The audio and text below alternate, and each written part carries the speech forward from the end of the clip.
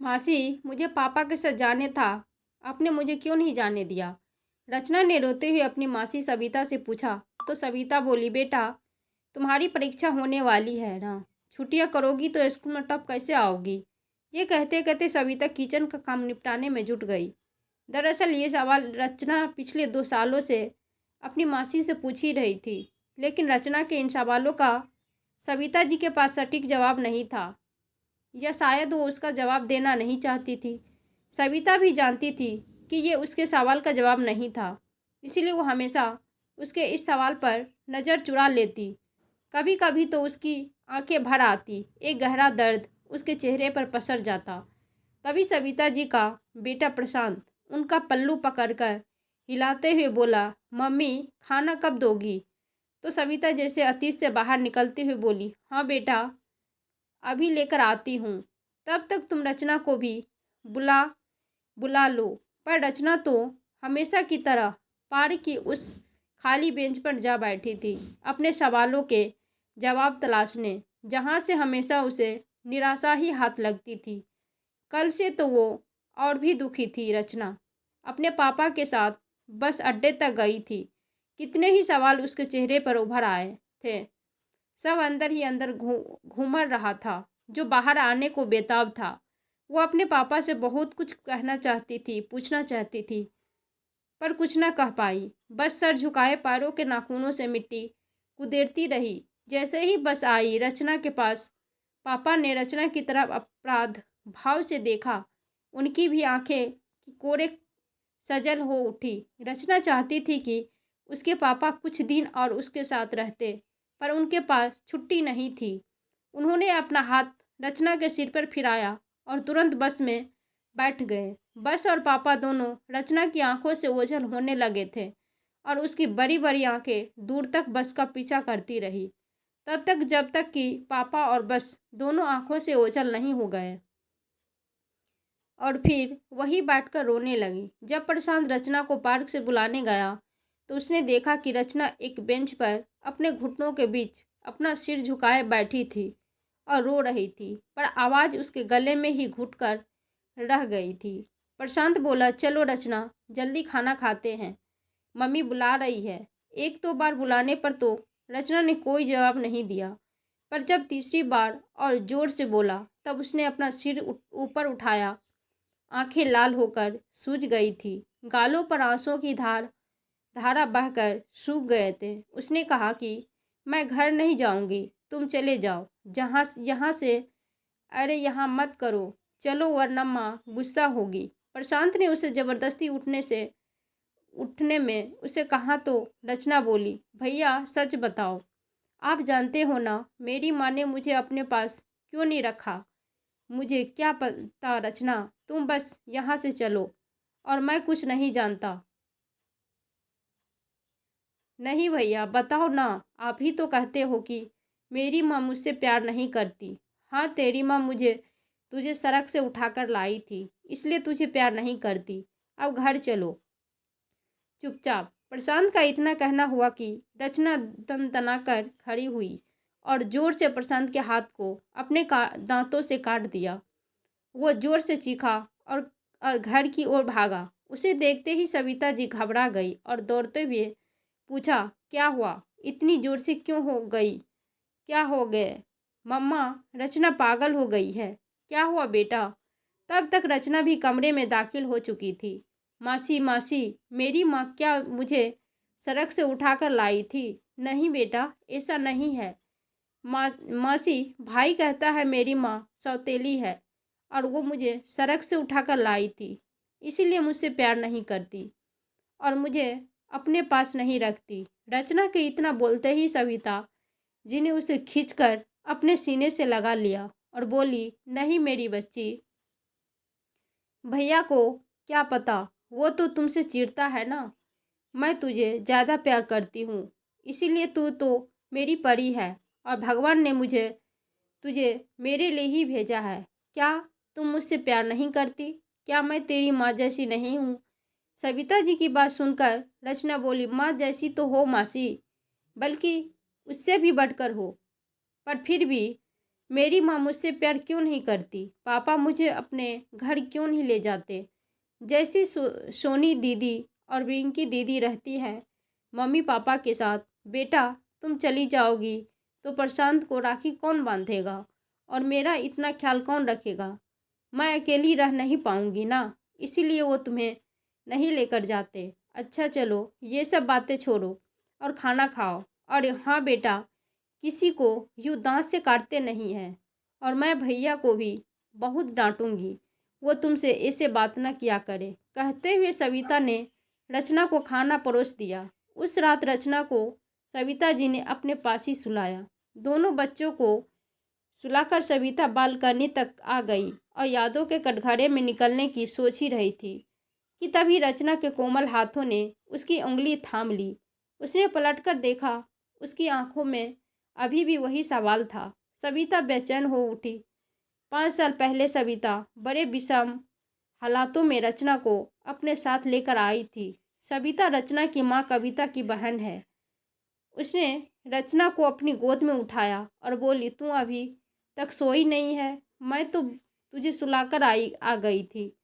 तो रचना ने कहा, नहीं मासी, आज मुझे अपने सवालों के जवाब चाहिए। बताइए ना, आपने मुझे आज जाने क्यों नहीं दिया पापा के साथ? मासी, क्या हुआ था उस दिन? माँ के साथ आपका झगड़ा क्यों हुआ था?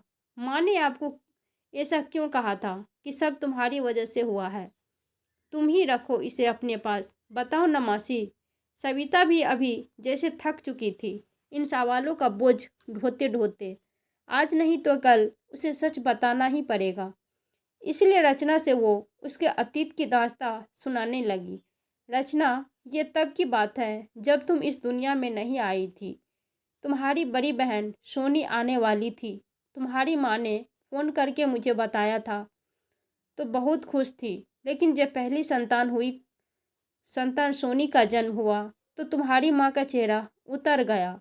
मन से बेटे की जो चाहत थी, पर तुम्हारी दादी, पड़ोसियों और रिश्तेदारों ने कहा कि पहली संतान तो भगवान की देन है, बेटा हो या बेटी सब उसकी मर्जी है, इसीलिए उसका आदर करो। पर हाँ, अगर बेटा हो जाता तो आगे की चिंता न रहती।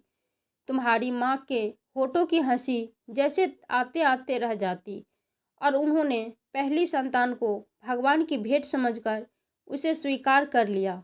लेकिन जब तुम्हारी दूसरी बहन रिंकी के जन्म का समय आया तो तुम्हारी माँ पूरी तरह से आश्रित थी कि बेटा ही होगा। पहली बेटी को तो उन्होंने स्वीकार कर लिया था, पर इस बार बेटे की हसरत बढ़ गई थी। खाने पीने का भी खूब अच्छे से ध्यान रखा जाता। तुम्हारी दादी भी दिन रात पोते पोते की रट लगाए रहती और धीरे धीरे वो दिन भी आया जब तुम्हारी दूसरी बहन रिंकी का जन्म हुआ। पूरे घर में उदासी छा गए। पूरा परिवार सन्नाटे में था, खासकर तुम्हारी दादी और माँ। जो रिश्तेदार मिलने आते थे वो भी जैसे शोक सभा में आए हो और तुम्हारी माँ की प्रीति संवेदना प्रकट करके चले जाते। दादी ने तो सर पकड़ लिया, अरे कहाँ से आएगा इतना दहेज? मेरा बेटा तो कमाते कमाते ही मर जाएगा। तुम्हारी माँ रिंकी को गोद में भी नहीं उठा रही थी। डॉक्टर ने उसे समझाया पर उन्हें कोई फर्क नहीं पड़ा। घर आने पर भी उनका व्यवहार वैसे ही रहा। बच्ची भूख से तड़पती रहती पर तुम्हारी माँ उसे गोद में नहीं उठाती। तुम्हारी दादी ही तुम्हारी बहन रिंकी की देखभाल करती थी, पर जब पड़ोस की औरतें ताने मारने लगी और तुम्हारी दादी ने भी उन्हें समझाया, तब तुम्हारी माँ ने दूसरी बहन रिंकी को गोद में उठाया था। दादी कहती, अरे 2 बेटियां हो गई तो क्या हुआ, फिर से बेटा हो जाएगा। तो तुम्हारी माँ सर झुका लेती और बहुत चिड़चिड़ी हो गई थी। शरीर कमज़ोर हो रहा था, पर इन सब पर बेटी की चाहत हावी थी। उसने खुद को फिर से एक बार तैयार किया, मन को समझाया, मैं किसी से कम थोड़ी हूँ, मैं भी बेटा पैदा कर सकती हूँ। हालांकि मन के किसी कोने में तीसरी बार भी बेटी होने का ख्वाब चल रहा था, पर पुत्र प्राप्ति का लालच किसी कांटे की तरह दिन रात उसे बिंध रहा था। बिन बेटे की माँ हकलाना उसे कहलाने से भी ज़्यादा कष्टकारी लग रहा था। फिर दो दो बेटियों की माँ कहलाना उसके मातृत्व को ललकार रहा था। नाते रिश्तेदारों के बीच उठने बैठने में उसे संकोच होने लगा। उसे लगा कि हर व्यक्ति हर बेटे वाली माँ उसका मजाक उड़ा रही है। इन विचारों के मानसिकता के कारण एक बार फिर से उसके अंदर बेटे की चाहत पैदा हो गई। कहते हुए सविता ने एक लंबी सांस ली और रचना की ओर देखा। वो एकाएक सविता को देखे जा रही थी, पर उसके मन में क्या चल रहा था ये कहना मुश्किल था। फिर क्या हुआ मासी? रचना ने पूछा तो सविता ने आगे बोलना शुरू किया। उस दिन तुम्हारी माँ का फ़ोन आया था। वो बहुत खुश थी कि उसकी आवाज़ खनक थी। तू फिर से मासी बनने वाली है और इस बार पक्का बेटा ही होगा। डॉक्टर ने ही भी यही कहा है। हमने जांच करवा ली है।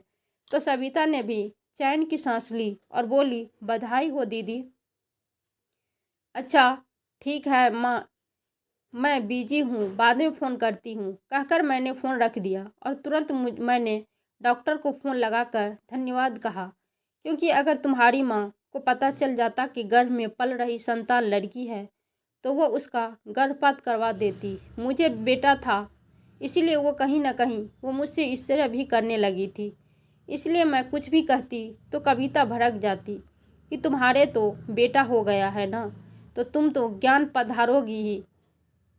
मुझे शिक्षा न दो, तुमसे बड़ी हूँ, अच्छा बुरा सब समझती हूँ। अब तुम्हारी माँ बहुत खुश रहने लगी थी।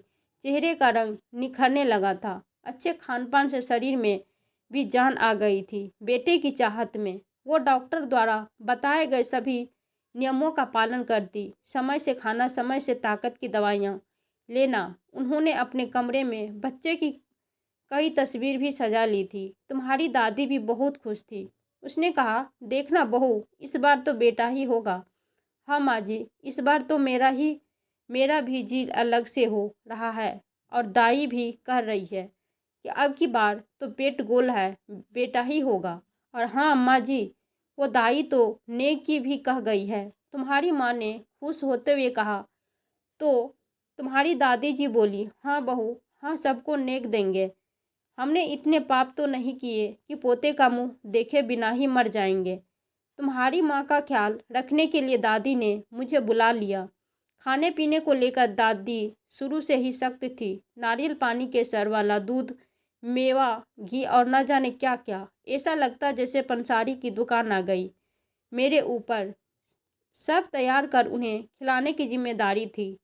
तुम्हारे पापा उनके उग्र स्वभाव से डरते थे और हमेशा ही उनकी जिद के आगे सिर झुका लेते। वैसे तो उनकी अपनी दोनों बेटियों से वो बहुत प्यार करते थे, पर इस बार कहीं न कहीं उनके मन में भी बेटे का पिता कहलाने का भाव लेने लगा था।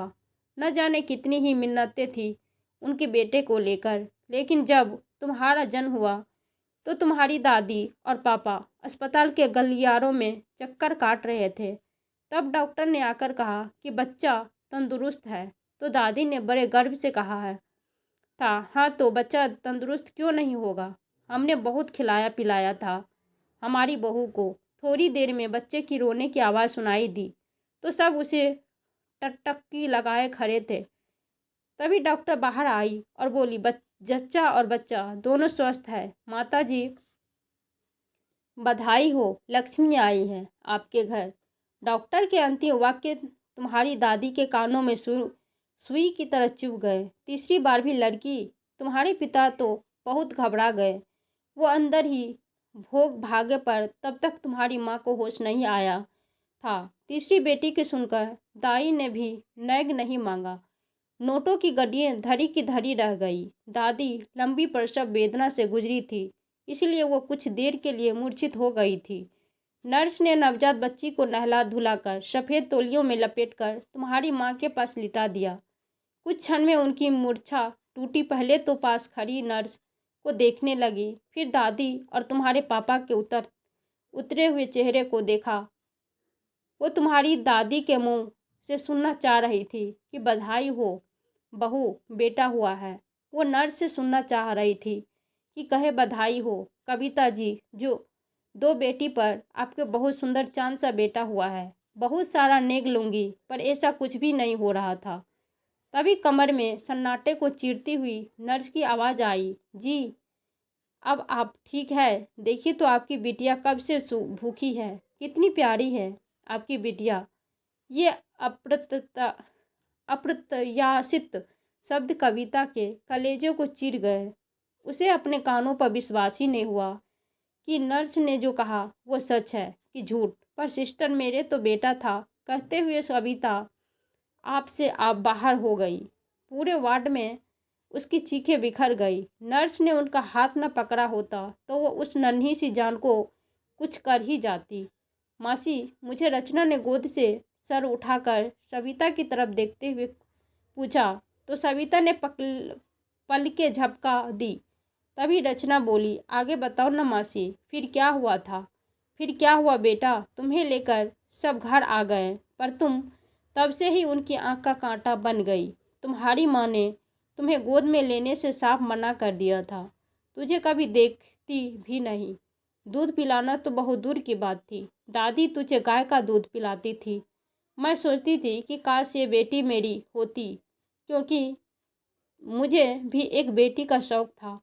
पर यह मेरे नसीब में नहीं था, क्योंकि प्रशांत के जन्म के समय ही डॉक्टर ने बड़ी ही मुश्किल से हमारी जान बचाई थी और कहा कि फिर कभी ऐसी गलती न करूं। एक बेटी की आस मेरे मन से ही रह गई थी, जो तुम्हें देखकर पूरी होती हुई दिखती। लेकिन मैं भी मजबूर थी, चाहकर भी मैं तुम्हें लाड प्यार दुलार नहीं दे पा रही थी, जो मेरे मन में छिपा था। क्योंकि तुम्हें कोई भी प्यार से देखता या बात करता तो दादी का वो दुश्मन बन जाता। इसीलिए न चाहते हुए भी मुझे तुमसे थोड़ी दूरी बनाकर रखनी पड़ती थी। मैं तुम्हें छुप छुप के देखती, और जब दीदी सो रही होती तो तुम्हें गोद में लेकर बहुत प्यार करती। कई दिन बीत गए थे, फिर भी तुमसे मुंह फेर लिया। वो भी हमेशा यही कहती, मरी क्यों नहीं, ये तीसरी आई ही क्यों। कितना अच्छा होता अगर हमारा भाई आता, हमसे उसे राखी बांधती। तुम्हारी बहनों के पुराने कपड़ों से दादी ने काटकर तुम्हारे लिए कपड़े तैयार कर दिए। दादी तुम्हारी माँ बन गई। आंगन में एक खटोले पर तुम्हारा बिछौना लगा दिया। जैसे तैसे करके दूध की बोतल तुम्हारे मुंह में ठूस दिया जाता, और इसी तरह तुम बड़ी होने लगी। इतना तिरस्कार और पेट भर दूध न पीने के बाद भी तुम स्वस्थ भी। तुम्हारा रंग सबसे चटक था। बड़ी काली आंखें सबका ध्यान बरबस खींच लेती। पर तुम्हारा माँ का पत्थर दिल फिर भी नहीं पिघला। कुछ समय बाद मुझे भी वापस आना पड़ा, पर मुझे यकीन था कि दीदी तुम्हें भी अपना ही लेगी। धीरे धीरे समय आगे बढ़ने लगा था। तुम अब बड़ी हो रही थी। तुम्हारे स्वास्थ्य पर जरा भी फर्क नहीं पड़ा। कहते हैं ना, जिसका कोई नहीं होता उसका भगवान होता है। तुम बच्चा खुचा खाकर भी सबसे सुंदर और स्वस्थ थी। देखते ही देखते तुम 5 साल की हो गई। तुम्हारे पापा तुम्हें अपना ना चाहते थे, रिंकू और सोनी की तरह, पर शायद तुम्हारी माँ के आक्रोश के आगे हार जाते थे। उस रात दोनों के बीच बहुत बहस हुई थी। दीदी को मेरा सच पता चल गया था कि मैंने ही डॉक्टर से तीसरी संतान लड़की होने का सच दीदी को बताने के लिए मना किया था, कि मैं जानती थी कि अगर उन्हें पता चल जाता तो उसको वो गर्भ में ही मार देती। इस सच के खुलते ही दीदी के क्रोध की ज्वाला मेरे ऊपर भड़क उठी और अगले ही दिन मुझे घर आने के लिए कहा। मैं जानती थी कि कोई भयानक तूफान आने वाला है। मैं प्रशांत को स्कूल भेज कर के सब काम निपटा दीदी से मिलने के लिए पहुंचने वाली थी, पर उससे पहले ही वो सब हो गया जो शायद नहीं होना चाहिए था। तुम चाय का कप उठाकर रखने जा रही थी, पर वो तुम्हारे कोमल नन्हे हाथों से न संभला और ज़मीन पर जाकर टूट गया। दीदी को शायद ऐसे ही किसी मौके का इंतजार था। उनका वो झन्नाटेदार तमाचा मुझे आज भी याद है। मैं बस चौखट तक ही पहुंच पाई थी। थोड़ी देर पहले पहुंची होती तो शायद उन्हें रोक पाती, लेकिन उन्होंने दरवाज़ा मेरे मुंह पर बंद कर दिया। मुझसे सारे रिश्ते भी तोड़ लिए। मैंने इन्हें समझाने की बहुत कोशिश की, पर उन्होंने कहा कि मैं आज से उनके लिए मर चुकी हूँ और फिर ये तुम्हें फटाफट मारने लगी। मैं दरवाज़ा पीटती रही पर वो ना रुकी। पता नहीं तुझे कब टूटने की सज़ा मिली थी या मेरे झूठ बोलने की। दोपहर तक तुम गीले कपड़ों में भूखी प्यासी वहीं पड़ी थी। मुझे घर के अंदर भी नहीं आने दिया और अपमानित करके जाने को कह दिया, पर मैं घर के बाहर खड़ी रही। दोपहर को तुम्हारे पापा आए, तब घर का दरवाज़ा खुला। पापा ने आते ही तुम्हें तुरंत गोद में उठा लिया और तुम्हारी माँ से बोले, ये क्या हाल कर दिया बिटिया का, आदमी हो या कसाई। तो दीदी ने उन्हें खा जाने वाली नज़रों से देखा। पापा ने उस दिन पहली बार तुझे बहुत प्यार किया। उनका मन करा उठा, पर वो एक कमज़ोर पिता साबित हुए। उन्होंने तुमसे कहा, बिटिया ध्यान से चला करो, तुम्हारी माँ की तबीयत ठीक नहीं है, इसीलिए बात बात पर नाराज़ हो जाती। उस दिन से तुम्हारे मन में पापा की छवि भी किसी अपराजिता जैसी हो गई थी। तुम शाम तक वहीं अपना कोना पकड़े बैठी रही। पता नहीं खाना खाया कि नहीं। दादी खाने की प्लेट लेकर गई तो थी, पर दीदी ने उन्हें इतना डांटा कि वो उल्टे पर वापस आ गई। शाम को मैं भी हार कर लौट आई, पर अगले दिन मैं फिर से दीदी के पास आई और उन्हें समझाने की कोशिश की कि मैंने बाहर से ही कहा, देखो दीदी, इस तरह बच्ची के साथ करना पाप है। तो दीदी ने झुझलाते हुए कहा, वो मेरी बच्ची नहीं है, मेरा तो बेटा था और डॉक्टर ने उसे बदल दिया है। मैं जानती हूँ मेरी जन्मी नहीं है। ये समझी दीदी को समझाना मुश्किल था। तुम्हारे पापा समझ गए थे कि अब तुम्हारा उस घर में रहना तुम्हारे लिए ठीक नहीं था। पता नहीं इतने विवश क्यों थे वो, ये मैं भी नहीं समझ पाई। हारकर उन्होंने मुझसे कहा कि क्या तुम मेरी बच्ची को रख सकती हो। इतना सुनते ही मेरे चेहरे पर वो खुशी की लहर दौड़ गई और मैंने हाँ बोल दिया। तो दीदी ने तुरंत एक झोले में तुम्हारा सामान लाकर रख दिया, जैसे वो तो इसी प्रतीक्षा में थी कि मैं तुम्हें यहाँ से कब ले जाऊँ। तुम्हारे पापा ने हाथ जोड़कर कहा कि सविता, इस बच्ची को बचा लो, मैं सारा खर्चा दूंगा। इस तरह से दोनों की ज़िंदगी बच जाएगी। न रचना यहाँ रहेगी और न ही कविता का पागलपन रहेगा। तो मैंने भी मौन स्वीकृति दे दी थी। उस दिन तुमने बिना किसी प्रश्न के मेरा हाथ थामा और मेरे पीछे चल दी थी। तुम्हारे पापा आए थे स्टेशन तक छोड़ने हमें और तुम्हारी पसंद की बहुत सारी चीज़ें भी खरीदी थी, पर तुम्हारी आंखों में कोई खुशी नहीं थी। बताते बताते सविता ने अपने कंधे पर कुछ नमी महसूस की। देखा तो रचना की आंखों से आंसू बह रहे थे। उसने कहा, बस मासी। उसके बाद मुझे सब कुछ याद है। पर मासी, आज पापा क्यों आए थे मुझे लेने? क्या उन्होंने मुझे अपना लिया और आपने जाने क्यों नहीं दिया? क्योंकि बेटी, तुम्हारी माँ की अधूरी लालसा फिर से उमड़ आई है। वो एक बार फिर से बेटे के लिए पागल हो गई है। दादी से तो अब काम होता नहीं और तुम्हारी दोनों बहनें, वो तो काम को हाथ तक नहीं लगाती। अब घर के कामकाज में तुम्हारी माँ को परेशानी होती है, तो उन्हें लगा कि इसके लिए रचना से बेहतर कौन है। इसीलिए उन्होंने तुम्हें लेने के लिए तुम्हारे पापा को भेज दिया था। पर मैंने भी तुम्हारे पापा से कह दिया, हमारी बिटिया कहीं न जाएगी। यह कह देना जीजी से कि उसकी मासी अभी जिंदा है। कहते कहते सविता का गला भर आया। रचना अब तक सहज हो चुकी थी। उसे समझ आ गया था कि कल क्यों पापा इतने खुश थे। रचना वहाँ से उठी और अपनी मासी के आंसू पोंछते हुए बोली, बस मासी, आगे से मैं आपको कुछ नहीं पूछूंगी। आज मेरे सर से पूरा बोझ उतर गया और आज से मैं आपको मासी नहीं अम्मा बुलाऊंगी। इतना कहकर रचना अपनी मासी के गले से चिपक गई तो सविता के भी खुशी से आंसू छलक आए। तो दोस्तों, आपको ये कहानी कैसी लगी कमेंट करके ज़रूर बताना। कहानी अच्छी लगी हो तो प्लीज़ वीडियो को लाइक करें, शेयर करें और हमारे कहानी को सब्सक्राइब